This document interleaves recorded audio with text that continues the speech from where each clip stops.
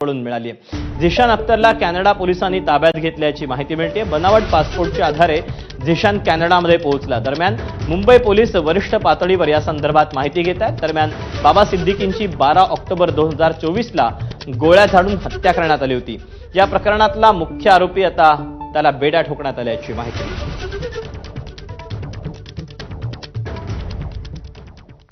झिशान अख्तर नेमका कोण आहे पाहूया। जालंधरच्या नकोदरमधील शंकर गावचा तो रहिवासी। टार्गेट किलिंग, खून, दरोडा असे 9 गंभीर गुन्हे त्याच्यावर दाखल आहेत।